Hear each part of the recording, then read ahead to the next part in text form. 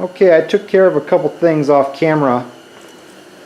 Mostly it was just painting some brackets that you probably can't see too well, but trust me, if you can't see them that well, it's because, well, I must have did a decent job of painting them. I got a couple of the fuel lines put back on the injection pump. I got the return line back on. I just put on a couple little things here and there. We are all done with the timing cover, so we can go ahead and put that back on. I did verify my timing marks are correct. As you remember, it was the O to the E, and we are at top dead center.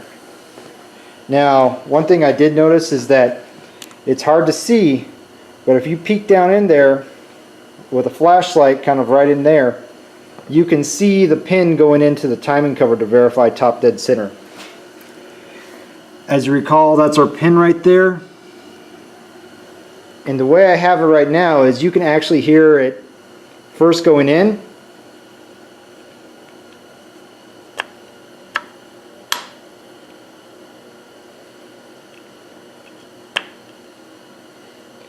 So I'm going to push it in, and then if I push a little bit more, you'll hear that click. That it does verify that you are in top dead center. So we are all done with that. We're going to go ahead and get our cover on, push our seal on. I'm going to clean up this rust ring right here and go ahead and get that put on, and we'll be good to go. We'll shoot a little bit of paint here, and I got my bolts all cleaned up. Then after that, I'm not sure what we're going to do. I do know that we need to clean this side of the engine, so I think I'm going to go ahead and strip off the entire. I'm going to do the exhaust manifold. I'm going to take off this little accessory drive here, which comprises of the alternator, the belt tensioner, and the AC. That is all held on by this bar, and it's just bolted onto the side of the engine. So we're going to take those apart. We're going to clean them up. I've been spraying some PB Blaster on these manifold bolts. Hopefully they'll come out pretty easy. I want to clean up around the injectors, and I did buy a kit that replaces the dust cover O-rings and give me some new copper washers. I have thought about it. I'm going to go ahead and I'm going to remove the transmission cooler that is cooled by the radiator coolant, and so we're going to be removing this guy, and we're going to be removing the lines that are associated with it. And so I'll have to do a little research on that to figure out what lines I need to go ahead and cap off, and I'll still have this top rail here, but it'll just be mounted a little bit different. So, but first, let's go ahead and get started. I'll be so happy whenever this cover is finally back on. As you recall, this was the first job of the killer dowel pin right here, and now that we're finally done, one thing just led to another, and you kind of just have to do it all at once, because if you're going to have this cover off, then you might as well just go ahead and take off your injection pump to get at the tappet cover. That really needs to be replaced. Normally these things leak quite a bit, and if you're going to do that, you might as well go ahead and take off your vacuum pump and go ahead and rebuild it, because those are known to leak. So I'm not going to be putting on the power steering pump just yet. I'm going to wait till I got my lines on, and then I'll put the power steering pump back on. So everything's just kind of on top of each other, and you just, by the time you're done stripping this thing, there's not much left on it. So let's just get to work, one thing at a time. We'll make it happen. Alright, I got it all cleaned off here. I polished this guy up and got rid of that rust ring. I have my supplied silicone rubber adhesive sealant, 100% RTV, that was supplied in the killer dowel pin kit. So we'll go ahead and do what they said and said put a 1/8 bead. Now if you're worried about wondering what bolts went where, it's pretty easy to check just on the cover itself of this casing. The short bolts, you'll see the threads right in front, and for the long bolts, it's going to be a pretty smooth bore until the back there where it bolts onto the block.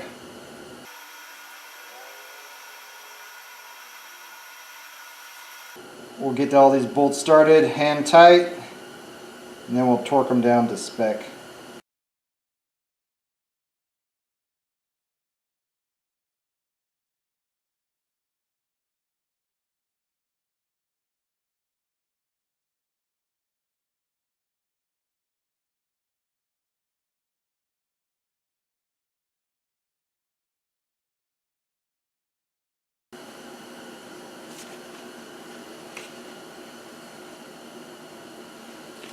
So I have my little plastic retainer here. It's going to be it's described as the guide, so you don't ruin the inside of the Teflon seal.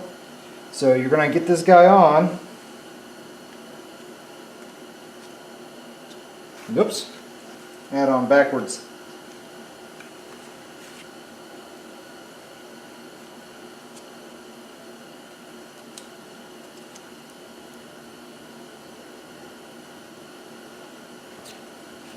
Push it through.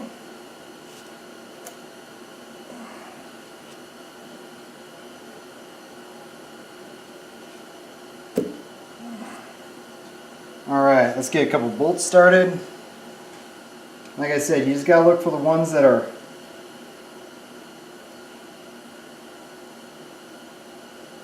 they said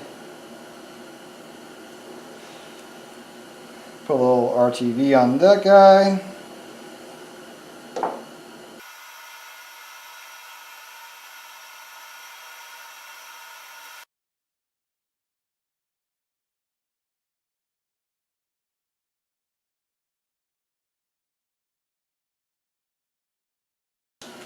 We're just going to get these hand tight for right now.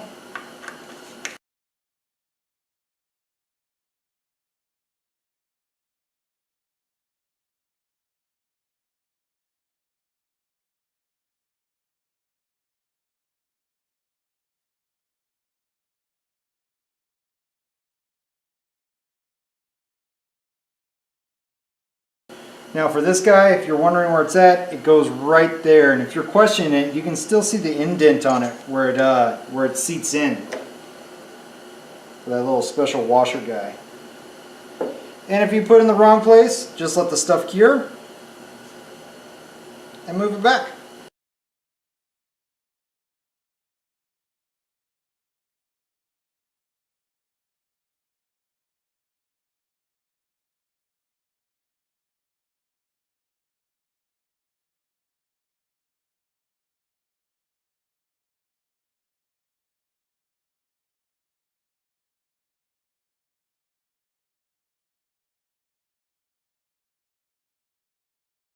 So I'm missing a bolt. That's totally not cool. Alright, well, stand by. Let's see what I can come up with.